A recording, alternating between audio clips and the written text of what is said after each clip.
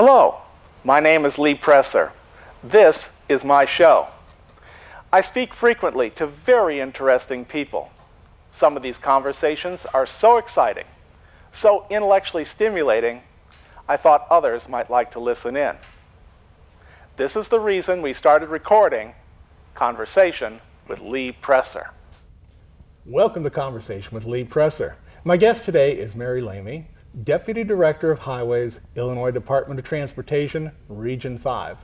Region 5 includes Metro East and a large portion of Southern Illinois. Streets and highways are the places where more people intersect with government than any other area. When you're driving on a state highway or an interstate in Illinois, the Illinois Department of Transportation is bringing you that as a public service. Mary Lamie's team maintains what we have and plans new roads to meet the needs of the future. Today we're going to discuss the condition of our highways and transportation plans for the future. Mary Lamie, welcome to Conversation. I should say welcome back after a long absence. We're very happy to have you with us. Thank you, Lee. Very much looking forward to it. You have quite a bit going on your plate. I hear that your 2010 was a very busy year for you, and your 2011 is going to be even busier. That's right. With the Illinois Department of Transportation, last construction season statewide was the largest construction season ever in our history. Specifically for this area, we set records. Typically, our construction program is anywhere from $150 to $200 million of active construction projects. This past year, we had over $400 million of work. This is new construction you're talking about, Those or are maintenance? They're a combination of both, and they were active construction projects. Last season, we consisted of projects like the extension of US 67 255. We had resurfacing projects, bridge projects. It also included the new Mississippi River Bridge and some of our stimulus projects.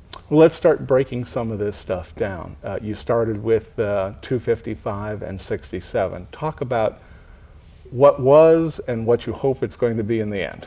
Perfect. Well, starting with Illinois 255, Illinois 255 has been extended all the way up to Seminary Road, 4-lane expressway.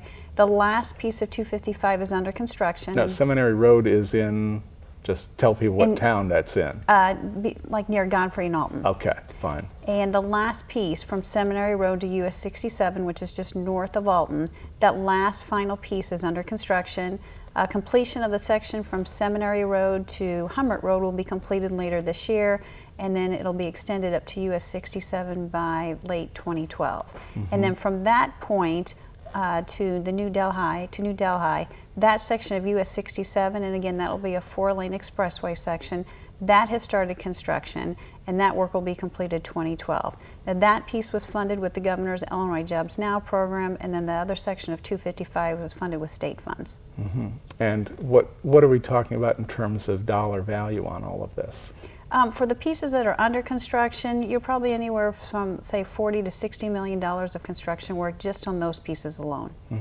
So there's a lot of construction hiring that's been done in order to do this kind of work. And then this coming construction season, again, those projects will obviously continue with construction, so we'll continue to be providing materials to that job site, and construction workers will be assigned to those locations. And then the next project that you mentioned, why don't we just go right down the list? I mentioned the new Mississippi River Bridge, and for the new Mississippi River Bridge... Somebody asked me the other day, they says, whatever happened to that thing? Well, a lot. And I said, hey, I think they started work on that, so go ahead. And as a reminder to your viewers, this is the first time in 40 years a new bridge is being built over the Mississippi that connects St. Louis to the southern Illinois. Where we're at, the main span contract, the main span is the bridge that actually crosses the Mississippi River and the two approaches. All of that work is underway. Cost for that is about $310 million. If you travel on the Martin Luther King Bridge and you look north, you'll be able to see some of the foundation work that's underway.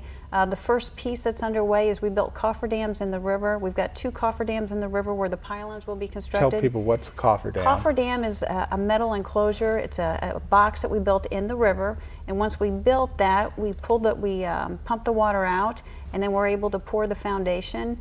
And then the next step is you go in and you build the framework of reinforcing steel and you pour the concrete in it. So at this point, the foundation for the river bridge has been completed. The next step is we start building the base for the towers or the pylons. And over the next couple of years, you're going to see those pylons come out of the river. We'll build the deck of the structure and the cable stay.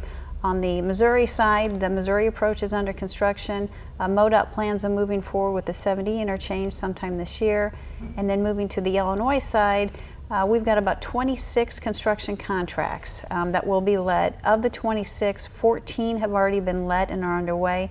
We actually have several contracts that we've actually completed the work, focusing on Interstate 64 in East St. Louis by the Miles Davis School. We've got a pedestrian bridge that we've completed, but we've done some resurfacing work on Bond St. Clair Avenue in East St. Louis and intersection improvements. And then if you travel through the East St. Louis area, you'll notice that Exchange Avenue and 5570, that interchange is under construction. The Illinois approach, which is a $46 million contract, is under construction. And then we've got another bridge that's related to the 70 connector. And then from this point forward, we still have about $160 million of construction work on the Illinois side that we need to let. That work will take place between now and 2014. Most of that work is going to focus on the 70 connector, and that'll be grading and paving, and then ramp work at 5570 and 64 in the East St. Louis area. So bottom line is we hope to have the bridge open by 2014. We're really excited about the project. We've got a website if your viewers are interested in visiting. It's newriverbridge.org.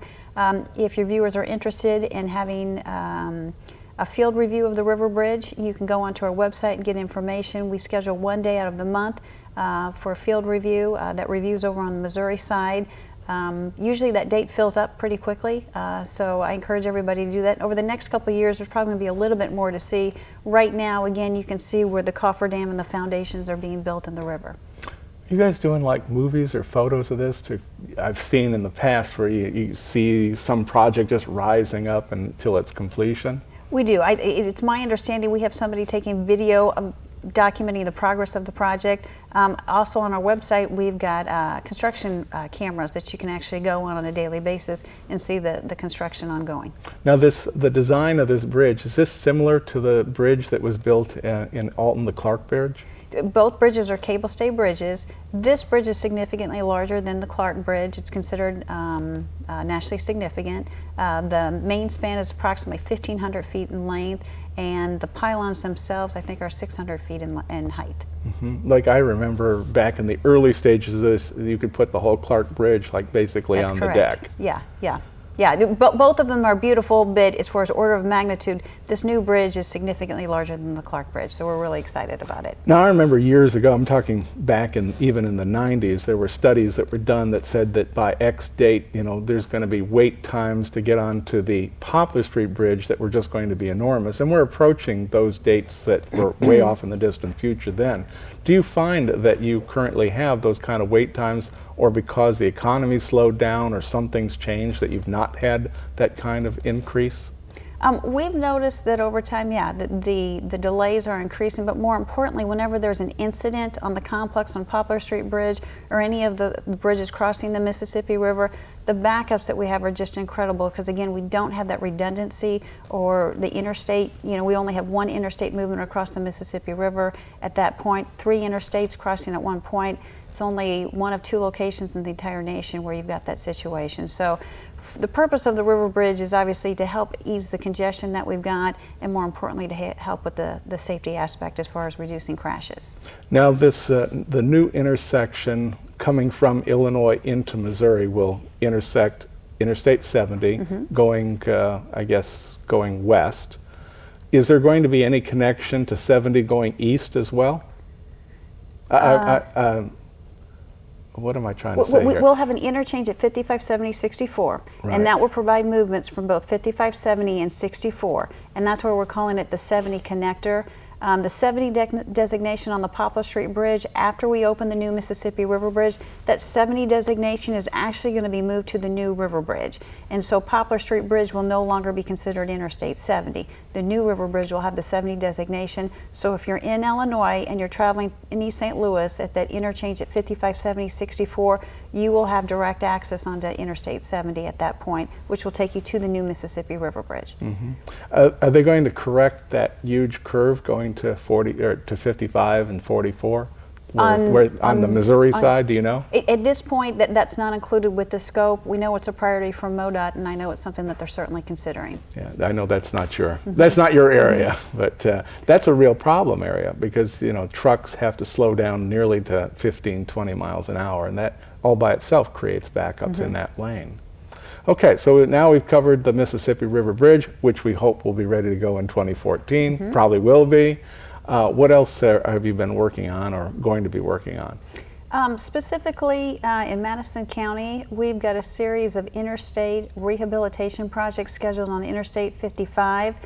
The first one starts at Illinois 162 and 5570 in Troy, and that's the reconstruction of the interchange. And then at Interstate 270 and 5570, starting from that point and moving north on 55, we have a rubblization contract, and rubblization is where we'll go in and actually pulverize the existing pavement and put asphalt on top of it, and we actually consider that an interstate reconstruction project. That project will be 11 miles, about $40 million for that contract. Again, 11 miles, and then we're going to take a quick break, and then we're going to start up with another resurfacing job at Illinois 4 that goes up to the Macoupin County line. That project's 5 miles long, and I think it's $10 million on that contract. Bottom line is we're going to have a 20-mile corridor on 55, starting at the interchange in Troy, all the way up to the Macoupin County line, where we've got 3 significant projects. The good news is our strategy is to get in and get out as soon as possible. The bad news is we have a lot of work that we're going to be doing on that stretch this coming construction season. We've included a provision in the plans that requires the contractor to have message boards all throughout that corridor. And 50 of them are considered what we call smart boards, and they'll have sensors on them that are able to detect the speeds. And we use that information for calculating what the delay is through that entire corridor. We use that information specifically for speed. We don't coordinate with state police for issuing tickets on that. And so as you approach either end of that 20-mile corridor, you'll see a message board that tells you what the anticipated delay is for that entire corridor. And then as you approach each one of those jobs, you'll have message boards that tell you what the delay is for that specific project. So you're going to keep certain lanes open, is that the idea there? Yeah, that's correct. At times we're going to have lane closures, and when we're doing construction work, we anticipate significant backups this construction season on that section. And so that's why we're encouraging motorists to take alternate routes. Using those message boards, motorists will be able to make an informed decision to take an alternate route. If they choose to drive through that, they'll obviously have real-time information telling them what the expected delays are. From our motivation for having those messages is for safety, so that motorists anticipate these cues. They know they absolutely need to watch their speeds, be patient, slow down in our work zones. And then the other part is also getting real-time information to the motorists.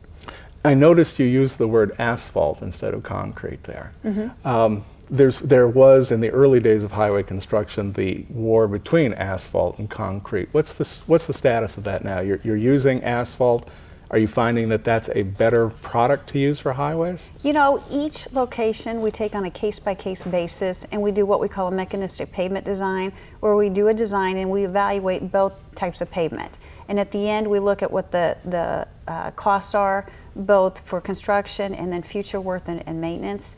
And so based on those costs, we'll decide what's best for that location. For this particular location on the interstate, we went with asphalt. And it also depends on the loading. If you're in a location where you've got very high truck traffic. I was going to say, that's a very high truck traffic area. And that for that location, based on our pavement design, it's indicating that, the most economical type of pavement is asphalt.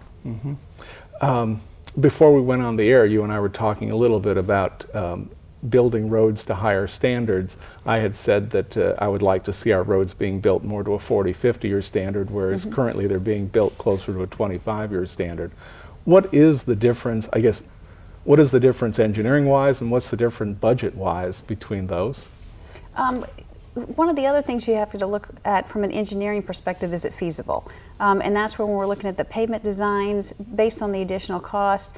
It'd be very difficult for us to get to some of those higher costs. It's not that we're not considering it. We're always interested in different research projects and looking at different techniques. So it's something we're obviously considering. On the bridge side, a lot of times it has to do with the cost, and it's a matter of, if you're tripling the cost, is it really worth that investment for that additional time? Mm-hmm. Well, it just seems to me, like I said earlier off the air, reconstituting a crew costs a whole bunch of money to to the next generation. And so, you know, just doing it now, yeah, you're loading the costs in today, but oftentimes it's a lot cheaper if you do it today, as if you're looking at a 70 or 80 or 100-year plan. And the other thing we look at is as far as maintenance. Just like when you maintain your vehicle, there's things that we can do in the interim to maintain and extend the life of our pavement and our bridges.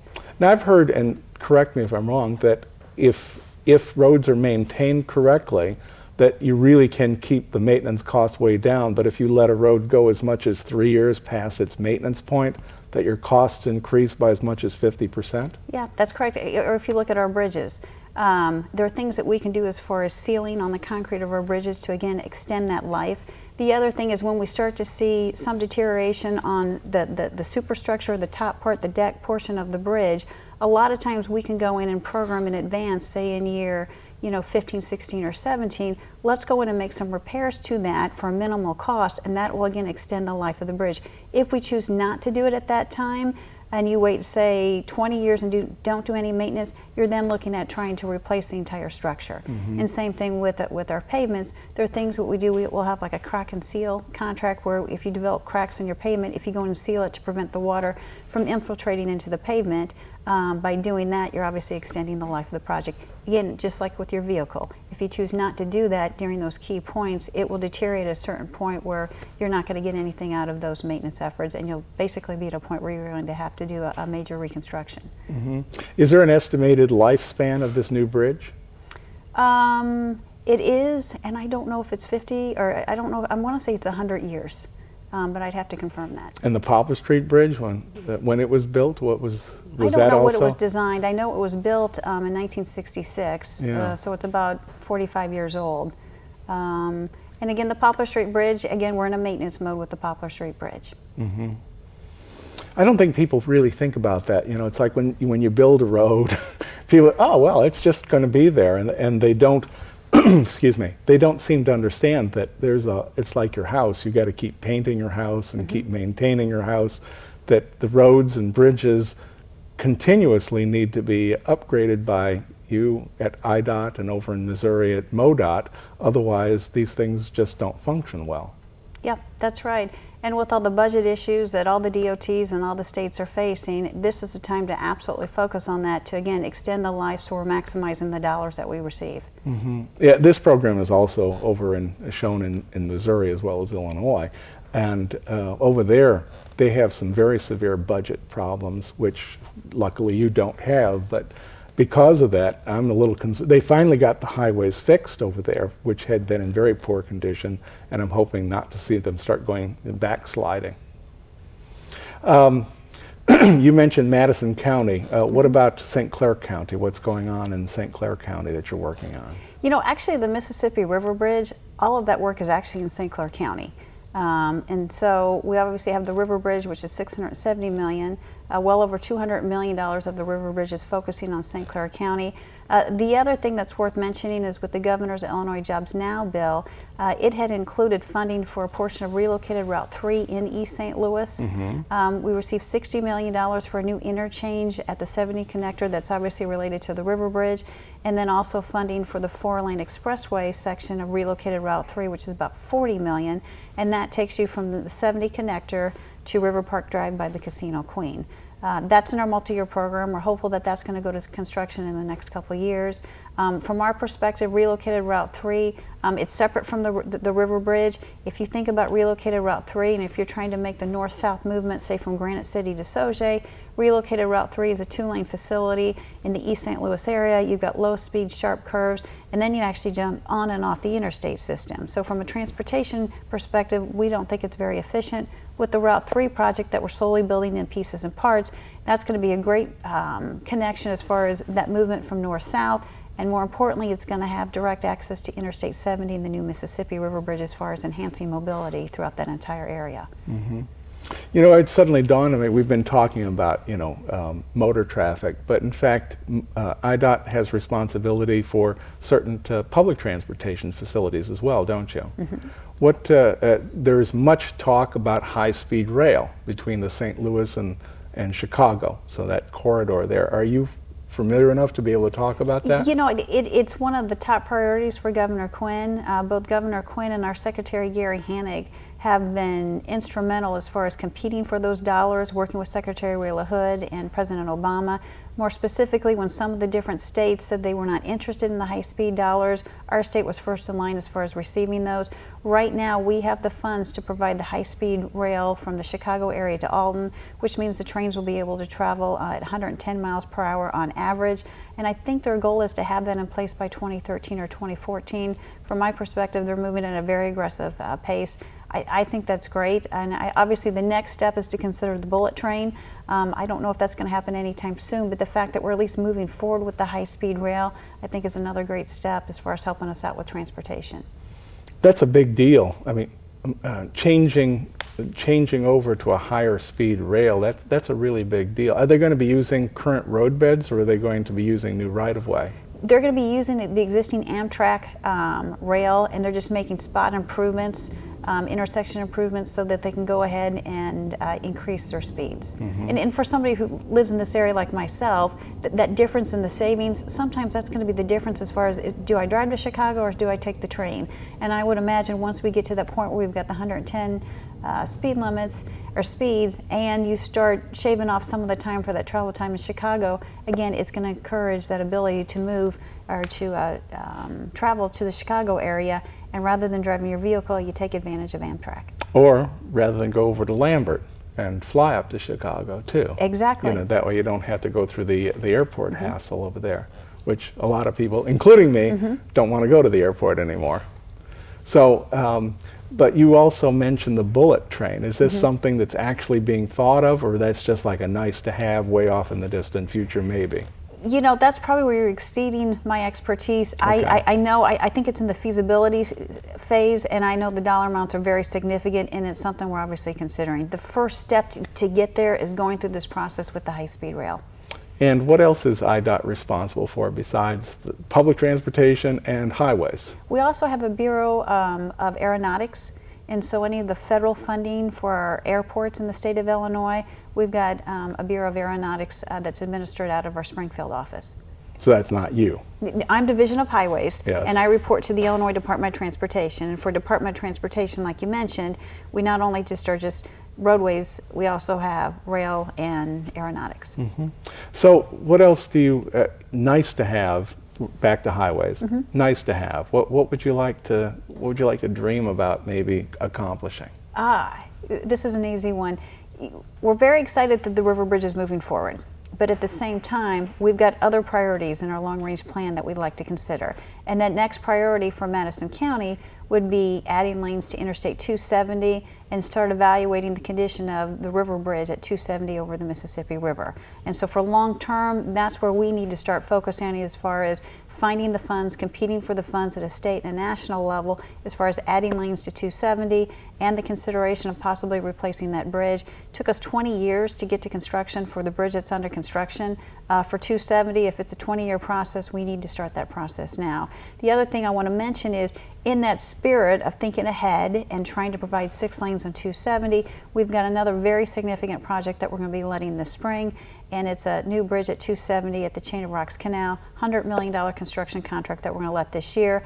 That new bridge will be built adjacent to the existing truss bridge. It will be marked for 4 lanes with the ability to mark it to 6 lanes when the time comes that we're able to 6-lane 270. And cost for 270 in the river bridge is about $500 million. Again, in the climate, none of us can walk into a legislator's office and say $500 million. What we would do, just like the way we built the river bridge in 255 and US 67, you ask for funding in pieces and parts. And the first step is for this region to say that this is one of our priorities. We reach out to the Missouri Department of Transportation and try and start securing some of the engineering to get the process underway. Why are we looking at that Chain of Rocks bridge, the 270 bridge, is that getting old and needs to be replaced, or is just too narrow, or what? It's based on the condition of the structure and our efforts as far as maintaining it. It's just basically reached its life on it. And that's when did that go in approximately? You know, I want to say it's 45 years old. And so based on the condition of the bridge and the amount of money we would have to invest on it to continue to extend that life, we reached the point that this is the time to go ahead and replace it. So it was based on need and the condition, but at the same time we need to look into the future, and it's obviously being designed to accommodate the 6 lanes. Got it. We have just a little less than 3 minutes. If there is anything that we haven't talked about, now is a good time for you to get it in. This coming construction season, we're going to set another record as far as construction work, but that doesn't mean that those levels of funding are going to continue. A lot of the work that we've talked about is going to wrap up this season or close to the following season, and our funding levels are going to start to drop. We need to focus on getting the next transportation bill reauthorized so that we can continue to move forward with some of our congestion mitigation and safety projects. You're referring to the federal transportation bill, not a state transportation That's correct. bill. Reauthorization of the federal transportation bill. Mm-hmm. And that's where that nice to have bridge might be in there? And that's the mechanism that our DOT, along with all the other DOTs, are going to try and use to help fund projects like 270. Mm-hmm. Is there, with the little bit of time we have left, some other nice to have that you'd like to see in that new authorization? You know, the extension of relocated Illinois 3, again, that connection, I mean, we talked about pieces and parts of it. We've got sections north of the 70 connector and that section from River Park Drive down to Trenley and down to 8th Street and Sauget. Mm-hmm. And then we also have the Reeder Road interchange on Interstate 64 in St. Clair County. We've got the approval from the Federal Highway Administration to build a new interchange at Reeder Road, and the justification on that was based on some of the national security issues that Scott Air Force Base has and some of the other developments that they're planning on bringing into that location. Now your Region 5 is enormous. I mean, it's mm-hmm. way outside of the urban area. Are those areas being maintained as well? Yes, statewide, our maintenance levels are fairly consistent, and those fundings are based on each district based on the condition of the roads and bridges. So statewide, the condition of all our roads and bridges are essentially the same. Mm-hmm. And the condition across Illinois, is it like, I don't remember the system, you know, like level 1, 2, or 3. Where are the average roads in Illinois now? We rate them, I mean, we evaluate all our roads and bridges, but we look at a percent acceptable. Mm-hmm. And for our bridges, we would like to have 93% of our bridges acceptable. And I think our roads, we would like to have all our roads 87% acceptable. For the most part, we're pretty close to that. When it comes to the bridges, we absolutely stay at the 93% because, again, if you have some type of failure at a bridge, it's catastrophic versus pavement. Great. I want to thank you very much for coming and being with us after this long absence. Hopefully we'll see you again sooner. And to my audience, I've been speaking with Mary Lamie. She is the district engineer and the regional engineer for the Metro East area of IDOT. If you have any questions, be sure to give a call to the phone number you saw. Thank you.